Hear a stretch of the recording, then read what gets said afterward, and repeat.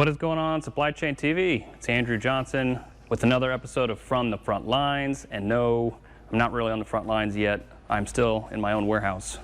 I wish I was. It's killing me that I can't get out there. And it's one of the reasons I haven't issued another episode more recently. So I promise to get back into the swing of things from a content perspective, because there is tons to talk about. There's not a lack of material.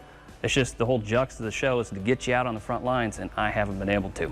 So today, though, we're going to jump in and talk about three trends and three supply chain trends, and try and give my 2 cents, my opinion on whether these are just trends or are they part of this new normal that everybody is talking about.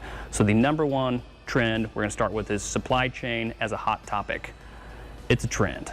Reason is because we don't want to be a hot topic. If we're a hot topic, which we are right now, it means we have some real systemic issues inside of the supply chain world that we got to fix. So you don't want the spotlight on us, and it won't remain on us very long because we're going to fix these problems. So if you're enjoying your time in the sun, you know, if you're, I don't know why you would be enjoying your time in the sun, but if you're enjoying your time in the sun as a supply chainer, that time is waning, and we want it to wane, because if a supply chain's operating, we're really not talked about because we're not the pain point, so you don't want to be the problem.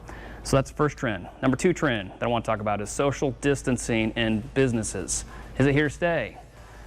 Yes. Unfortunately, I think a lot of aspects of it are here to stay. Virtual, or a more virtual workplace, is going to be the new normal. That's going to have really wide-reaching effects in our economy, including commercial real estate is going to be affected, how we work is going to be affected, and if you don't have the tools and the mindset to do virtual, you better get on board because it's going to leave you behind. We're moving quick on that, so brush up your skill set, get some more tools in your toolbox for virtual, because unfortunately, to a large degree, I think it's here to stay in business.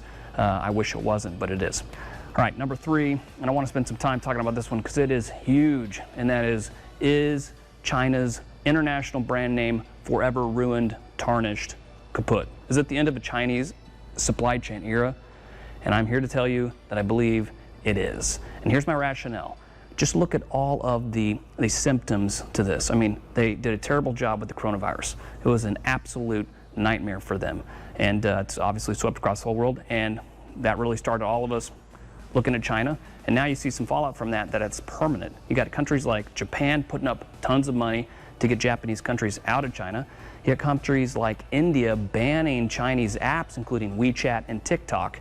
And you have other countries like the US quietly behind the scenes, some not so quiet folks in the US, but some quietly behind the scenes working long-term projects to get away from China. So I think it's here to stay to a large extent. They've ruined their international brand name, but I want to put an asterisk on this. I am not advising anybody that I'm talking to pull everything out of China. Don't overreact. To me, business is all about balance. Have a balanced approach. I'm not freaking out, but the real reason I'm not freaking out is because my balanced approach has been in effect for 10 years, so I have not been caught flat-footed here. I've moved most of my supply chain out of China, leaving key parts of it in China that I have no plan on moving because it's good. For what's left there, I like it. The rest of my supply chain got moved to countries like India, Vietnam, and Taiwan. And of those 3, right now, my number 1 hot pick in Southeast Asia to move to, Vietnam. If you're just now moving there, you're a little late. There's a lot of us already there. We're very happy with it. We've been there for quite a while.